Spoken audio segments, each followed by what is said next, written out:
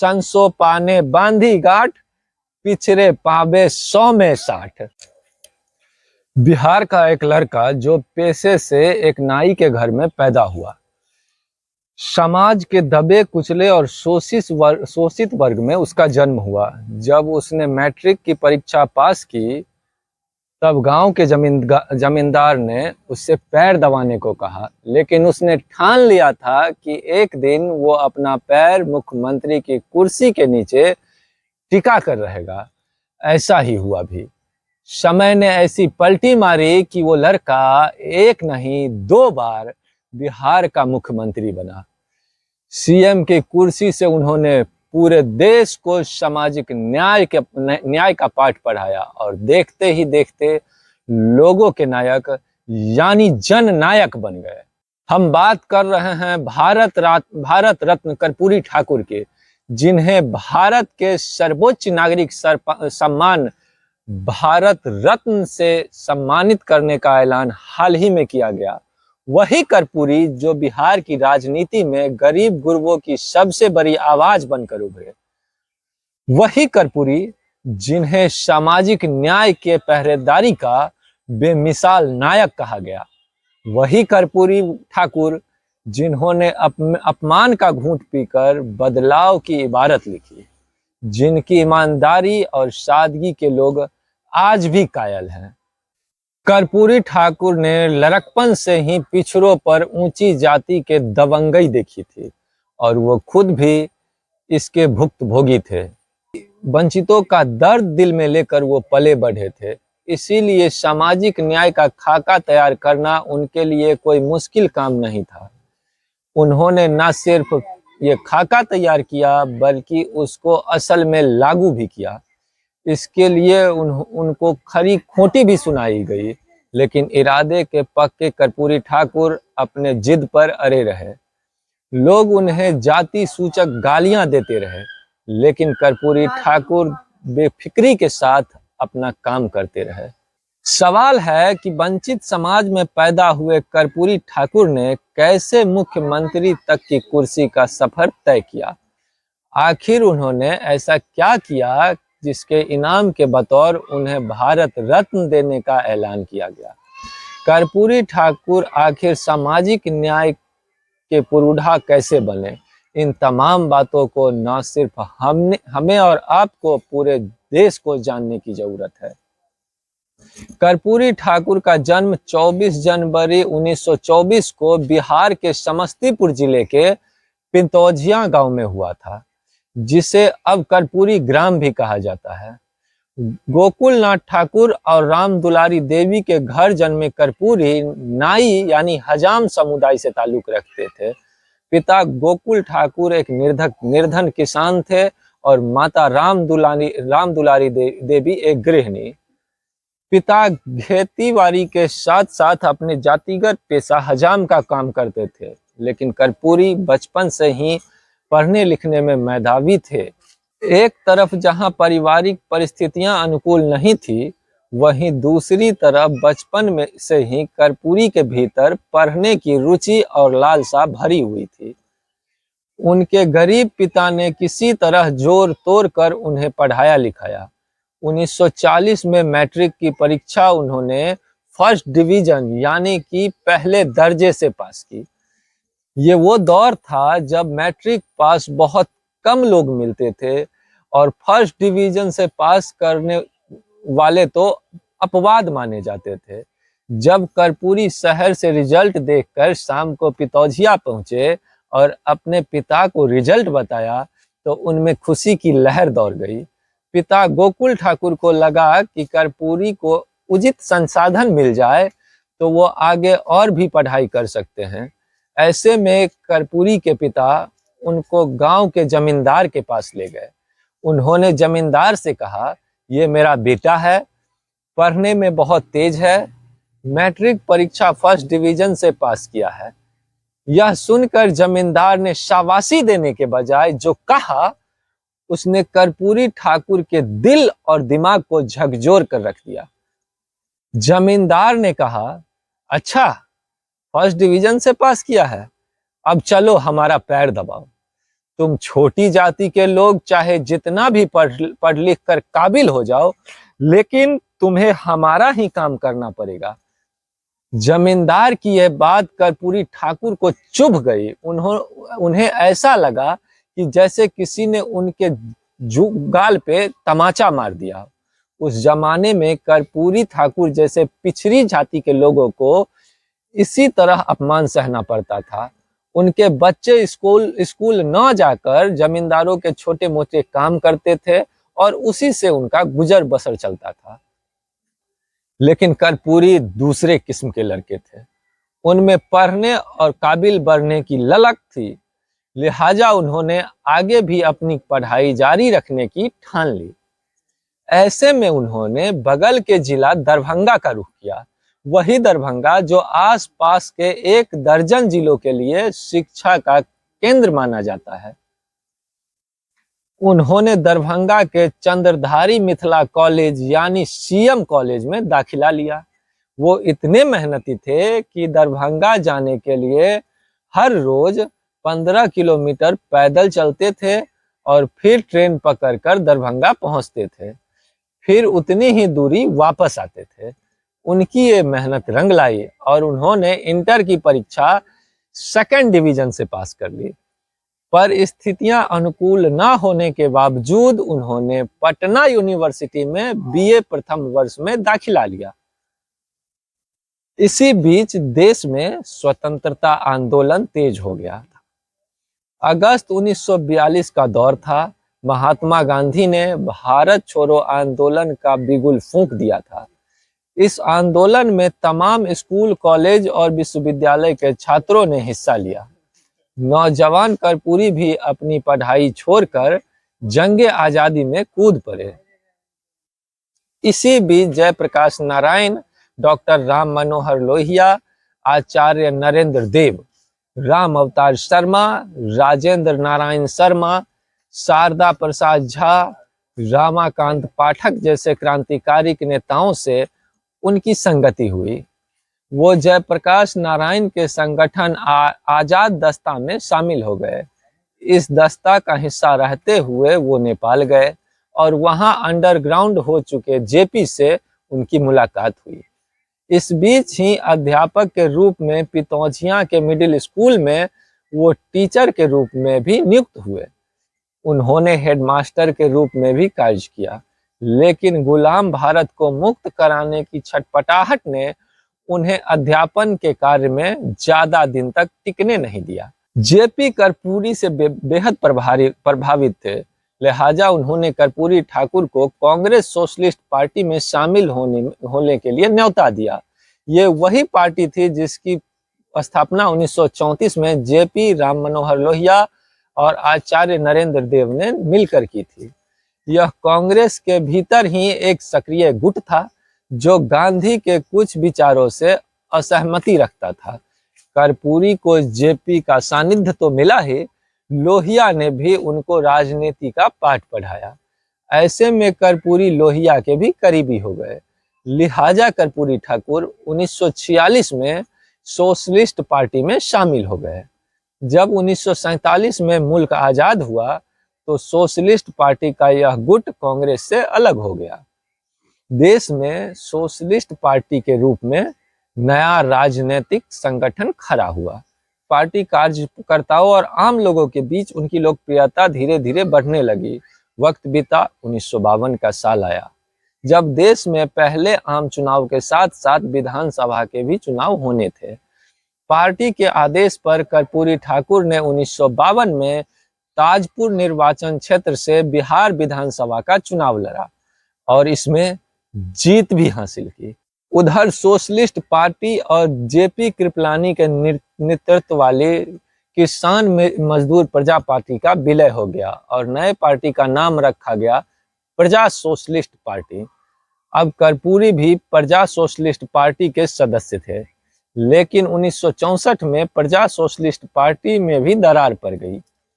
इसी का एक धरा संयुक्त सोशलिस्ट पार्टी बन गया और कर्पूरी ठाकुर इस पार्टी का हिस्सा। 1967 में जब बिहार में पहली बार गैर कांग्रेसी सरकार का गठन हुआ था, तो इस चुनाव में कर्पूरी ठाकुर के नेतृत्व में संयुक्त सोशलिस्ट पार्टी एक बड़ी ताकत बनकर उभरी। महामाया प्रसाद सिन्हा मुख्यमंत्री बने, वहीं कर्पूरी ठाकुर उप मुख्यमंत्री। इस साल 9 राज्यों में कांग्रेस की हार हुई, यानी वहां गैर कांग्रेसी दलों की सरकारें बनी। इस सरकारों को लोहिया ने 2 मूल मंत्र दिए थे। पहला ये कि मैट्रिक परीक्षाओं में अंग्रेजी की अनिवार्यता को खत्म किया जाए। दूसरा, 6 एकड़ से कम वाले किसान हैं उनसे लगान न वसूला जाए। ऐसे में 1967 की बिहार सरकार ने पहली बार उप मुख्यमंत्री बनने पर कर्पूरी ठाकुर ने मैट्रिक की परीक्षा से अंग्रेजी की अनिवार्यता को खत्म कर दिया। इस परीक्षा में अंग्रेजी का पेपर तो होता था, लेकिन रिजल्ट में उसके अंक नहीं जुड़ते थे। यानी अगर कोई बच्चा अंग्रेजी में फेल भी है तो उन्हें पास माना जाने लगा।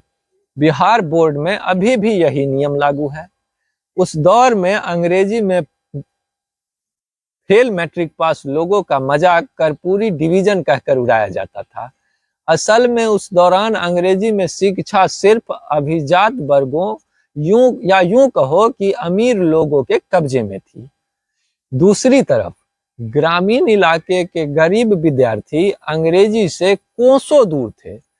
संसाधनों की कमी सबसे बड़ी वजह थी। इसलिए विद्यार्थी जब मैट्रिक की परीक्षा देते थे तब अंग्रेजी के पेपर में फेल हो जाने पर ये मैट्रिक की परीक्षा में भी फेल हो जाते थे। कितने लड़के लड़कियां तो अंग्रेजी के कारण 8वीं 9वीं से आगे की पढ़ाई ही नहीं कर पाते थे। इससे गरीब और ग्रामीण विद्यार्थियों के लिए शिक्षा के अवसर सीमित हो गए थे। हालांकि कर्पूरी ठाकुर के इस कदम की खूब आलोचना हुई, लेकिन हकीकत यह है कि उन्होंने शिक्षा को आम लोगों तक पहुंचा दिया था। इसी दौरान उन्होंने आर्थिक तौर पर गरीब बच्चों की स्कूल फीस को माफ करने का ऐलान किया और उसे लागू भी किया। वह देश के पहले मुख्यमंत्री थे जिन्होंने अपने राज्य में मैट्रिक तक मुफ्त पढ़ाई की घोषणा की थी। इससे हाशिए पर जा चुके वर्गों के बच्चों के पढ़ाई का रास्ता साफ हुआ। इसके बाद कर्पूरी ठाकुर के प्रयास से ही बिहार सरकार की कैबिनेट ने अलाभकारी जोतों के लिए लगान माफी वाला फैसला भी पास कर दिया। इस तरह लोहिया के दोनों सुझावों को बिहार सरकार ने अमली जामा पहना दिया। इसके बाद कर्पूरी की राजनीतिक ताकत में जबरदस्त इजाफा हुआ और वो बिहार के सियासत में समाजवाद का एक बड़ा चेहरा बन गए। हालांकि 1967 से लेकर 1980 तक का दौर बिहार की राजनीति में भीषण अस्थिरता वाला था। इस अस्थिरता की वजह थी कि एक और मतदाताओं में कांग्रेस को लेकर भारी नाराजगी थी, तो दूसरी तरफ दूसरी पार्टियों को लेकर उनमें मजबूत भरोसे की कमी थी। इस सियासी अस्थिरता के दौर में कर्पूरी ठाकुर बिहार की राजनीति की धुरी बने। 1967 में वह उप मुख्यमंत्री बने। फिर करीब 2 साल बाद ही वो मुख्यमंत्री की कुर्सी पर काबिज हो गए। चूंकि 1967 के चुनाव में किसी भी दल को पूर्ण बहुमत नहीं मिला था, इसीलिए गैर कांग्रेसी दलों ने एक गठबंधन के तहत सरकार बनाई, लेकिन वो सरकार बहुत दिनों तक चल नहीं सकी। 1969 के फरवरी महीने में बिहार में मध्यावधि चुनाव हुआ। उस वक्त बिहार और झारखंड एक ही राज्य हुआ करता था। बिहार में कुल 318 विधानसभा सीटें थी। बहुमत के लिए 160 सीटों की जरूरत थी, लेकिन इस चुनाव में कांग्रेस केवल 118 सीटें ही जीत सकी, जो बहुमत से काफी कम था। इस खंडित जनादेश में कर्पूरी ठाकुर की संयुक्त सोशलिस्ट पार्टी 52 सीटें जीतकर दूसरे स्थान पर रही। जनसंघ ने 34, कम्युनिस्ट पार्टी ऑफ इंडिया ने 25 और प्रजा सोशलिस्ट पार्टी ने 17 सीटें जीती। साल 1967 की तरह इस साल भी गैर कांग्रेसी सरकार बनने की पूरी संभावनाएं थी। मगर पार्टियों की बढ़ी आकांक्षाओं और वैचारिक विरोध के चलते ये मुमकिन नहीं हो सका। इसी साल वामपंथी दलों ने ऐलान किया कि वो ऐसे किसी भी गठबंधन सरकार को समर्थन देने के लिए तैयार हैं जिसमें जनसंघ ना हो। ऐसे में कांग्रेस विरोधी दल एकजुट नहीं हो सके और कांग्रेस ने छोटे छोटे दलों को साथ लेकर सरकार बना ली। मगर ये सरकार मुश्किल से 5 महीने भी नहीं टिक पाई। इन महीनों में हरिहर प्रसाद और फुला पासवान शास्त्री दो लोग मुख्यमंत्री बने। भोला पासवान की सरकार को जनसंघ का समर्थन हासिल था, लेकिन 2 हफ्ते से भी कम समय में जनसंघ ने अपना समर्थन वापस ले लिया। नतीजतन 4 जुलाई 1969 को राज्य में राष्ट्रपति शासन लगा दिया गया। लगभग 6 महीने तक बिहार में राष्ट्रपति शासन रहा। इसके बाद कांग्रेस की फिर से सरकार बनी और दारोगा प्रसाद राय मुख्यमंत्री बने, लेकिन इस सरकार का भी वही हश्र हुआ। कर्पूरी ठाकुर के संयुक्त सोशलिस्ट पार्टी के पहलकदमी से साल 1967 के तरह फिर एक बार संयुक्त विधायक दल का गठन हुआ। कर्पूरी ठाकुर संयुक्त विधायक दल के नेता बने और 22 दिसंबर 1970 को उन्होंने सरकार बनाने का दावा पेश कर दिया। उनके पास 169 विधायकों का समर्थन था। गवर्नर ने उन्हें सरकार बनाने का न्योता दिया और इस तरह पहली बार मुख्यमंत्री की कुर्सी पर काबिज हुए। लेकिन कर्पूरी ठाकुर भी सिर्फ 5 महीने ही मुख्यमंत्री रह सके और गठबंधन की सरकार गिर गई। दूसरी बार कर्पूरी ठाकुर आपातकाल के बाद सूबे के मुख्यमंत्री बने। असल में इमरजेंसी के बाद 1977 में हुए आम चुनाव में कांग्रेस को करारी शिकस्त मिली थी। इस चुनाव में 10 से ज्यादा विपक्षी दलों के विलय से एक दल का गठन हुआ था जिसे नाम दिया गया था जनता पार्टी। कर्पूरी ठाकुर की संसोपा यानी संयुक्त सोशलिस्ट पार्टी का भी इसी में विलय हो गया। उस आम चुनाव में जनता पार्टी को कुल 295 सीटों के साथ बम्पर जीत मिली। केंद्र में मोरारजी देसाई के नेतृत्व में सरकार बनी। 24 मार्च को मोरारजी देसाई प्रधानमंत्री बने और 30 अप्रैल को 8 राज्यों की कांग्रेसी सरकारों को बर्खास्त कर दिया। ये राज्य थे हिमाचल प्रदेश, पंजाब, हरियाणा, राजस्थान, मध्य प्रदेश, उत्तर प्रदेश, बिहार और उड़ीसा। इसके पीछे तर्क दिया गया चूंकि आम चुनाव में गैर कांग्रेसी पार्टी को बम्पर जनादेश मिला है, इसीलिए इससे यह पता चलता है कि राज्यों की कांग्रेसी सरकारों से भी जनता संतुष्ट नहीं है। उन राज्यों में जब दोबारा चुनाव हुआ तो सभी राज्यों में जनता पार्टी की जीत भी हुई। बिहार में जनता पार्टी को 2/3 बहुमत मिला।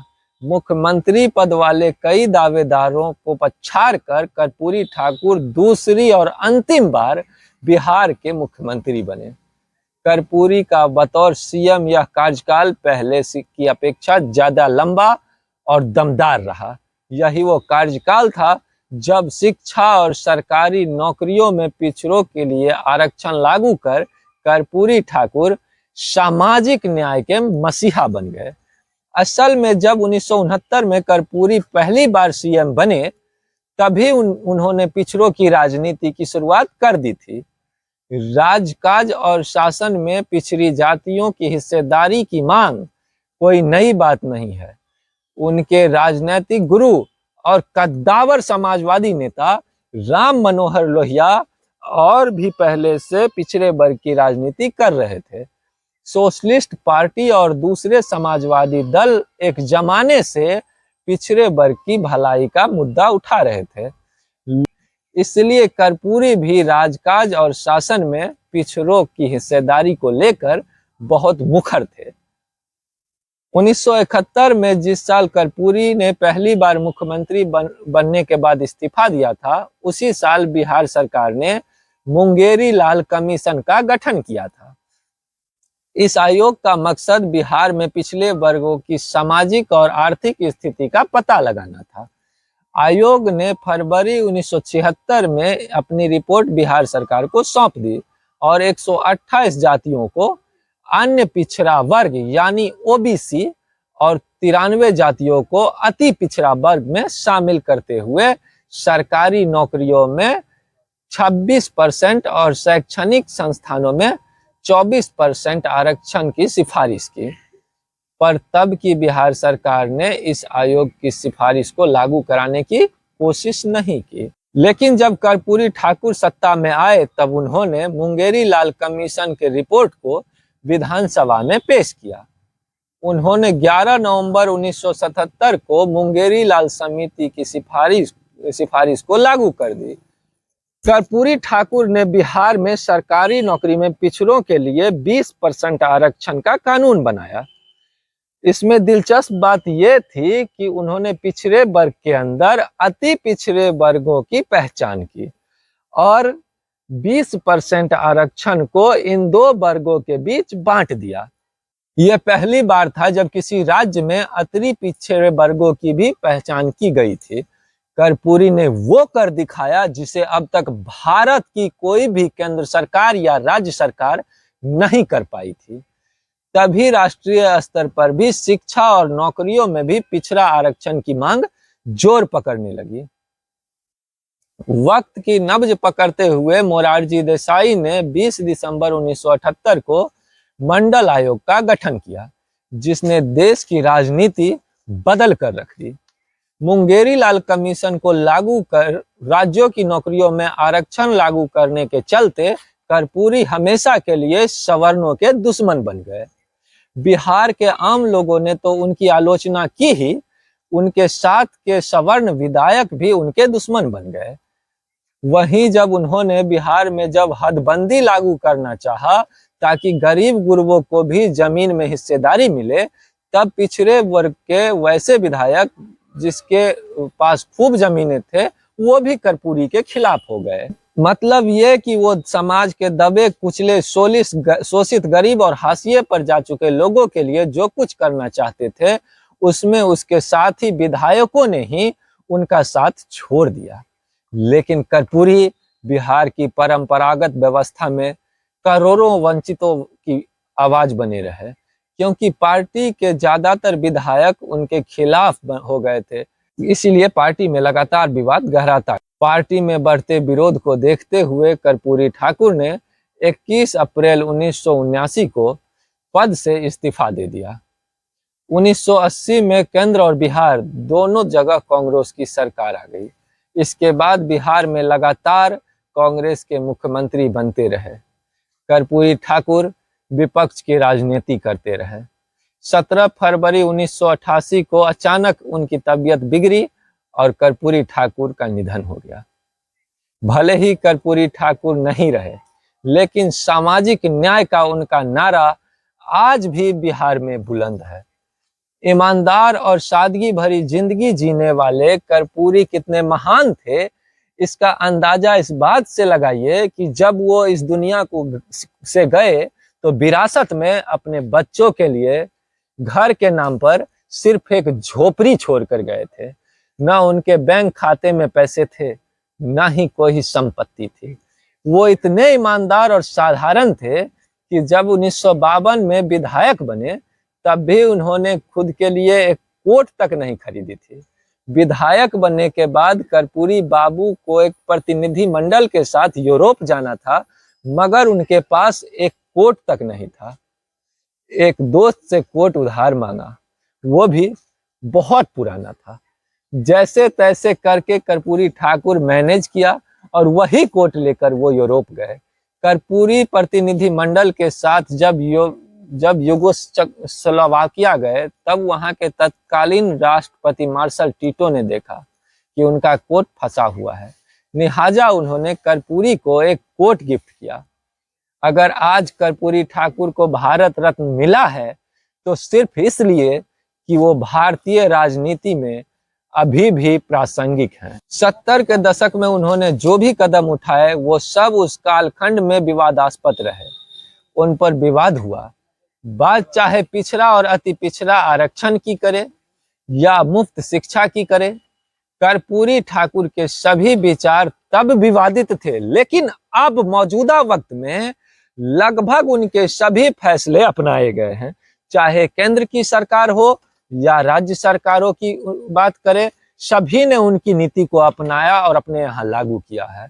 इससे यह पता चलता है कि उनकी सोच कितनी आगे की थी, कितनी विजनरी थी और उनके फैसले कितने प्रासंगिक थे। 1978 में जब इन्होंने पिछड़ों के लिए आरक्षण लागू किया, उसके करीब एक दशक बाद देश में मंडल आयोग की सिफारिशों को लागू किया गया और देश में पिछड़े वर्ग की राजनीति परवान चढ़ी। उन्होंने जब मैट्रिक तक की पढ़ाई को मुफ्त कर दिया, तब यह फैसला भी विवादों में था, लेकिन मौजूदा वक्त में यह एक संवैधानिक अधिकार बन चुका है। अनुच्छेद 21A में 14 साल तक के बच्चों के लिए मुफ्त शिक्षा का प्रावधान किया गया है।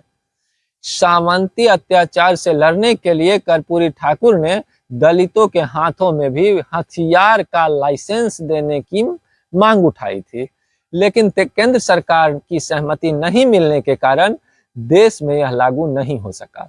इसके पीछे कर्पूरी का मकसद दलितों को सशक्त बनाना था। भले ही तब उनकी ये बात नहीं मानी गई, लेकिन मौजूदा वक्त में देश भर की सरकारें दलितों को सशक्त करने के लिए तमाम तरह के कदम उठा रहे हैं। वो एक ऐसे शख्स थे जिनके भीतर ईमानदारी, सादगी, करुणा और न्याय के साथ करोड़ों गरीबों और वंचितों के प्रति गहन लगाव और अनुराग था। मुख्यमंत्री बनने के बाद कर्पूरी ठाकुर ने अपने परिवार से साफ कह दिया था कि वो जन सेवा कर रहे हैं, इसलिए उससे कोई उम्मीद न रखी जाए। जब कोई रिश्तेदार उनसे नौकरी मांगने आता तो वो उससे कुछ रुपए देकर वापस भेज देते। जब वे सूबे के मुख्यमंत्री थे, तब भी उनके पिता नाई का ही काम करते थे। एक बार अपने जन्मदिन के मौके पर जब वह लोगों के बीच अपने चिर परिचित वेशभूषा, फटा कुर्ता, पुरानी चप्पल, आंखों पर मोटे फ्रेम का चश्मा पहने कमरे में दाखिल हुए, तब लोग उन्हें देखकर हैरान हो गए। उस पार्टी में चंद्रशेखर भी मौजूद थे। उन्होंने कर्पूरी ठाकुर के लिए सबसे चंदा मांगना शुरू कर दिया। जब कुछ 100 रुपए जमा हो गए तो उन्होंने कर्पूरी ठाकुर को रुपया देते हुए कहा, अपने लिए 2 जोड़ा अच्छा धोती कुर्ता खरीद लीजिए। कर्पूरी ने रुपये जेब में रखते हुए बड़ी सादगी से कहा, मैं ऐसे ही ठीक हूँ, इसे मैं मुख्यमंत्री राहत फंड में जमा करवा दूंगा। अपने 2 कार्यकाल में कुल मिलाकर 2.5 साल के मुख्यमंत्रित्व काल में उन्होंने जिस तरह की छाप बिहार के समाज पर छोड़ी, वैसा दूसरा उदाहरण नहीं मिलता। वर्तमान समय में जब राजनीति में भ्रष्टाचार के तमाम उदाहरण सामने हैं, तब कर्पूरी ठाकुर जैसे नेता की कहानी हमें हैरान करती है। राजनीति में ईमानदारी अब गुजरे दिनों की बात हो गई है, लेकिन हम राजनीतिक दलों की से सवाल पूछने लगे और एक जिम्मेदार नागरिक होने का फर्ज अदा करें, तो मुमकिन है भारत रत्न कर्पूरी ठाकुर का सपना साकार हो। फिर राजनीति भी बदलेगी और यह देश भी। आज के एपिसोड में बस इतना ही। अगली बार किसी दिलचस्प कहानी के से आपको रूबरू कराएंगे। आपको हमारा यह कार्यक्रम कैसा लगता है, इसे लेकर आपके जो भी सुझाव हैं उसे कमेंट बॉक्स में ज़रूर लिखें। हमें आपकी प्रतिक्रिया का इंतज़ार रहेगा। आपकी ईमानदार राय दें।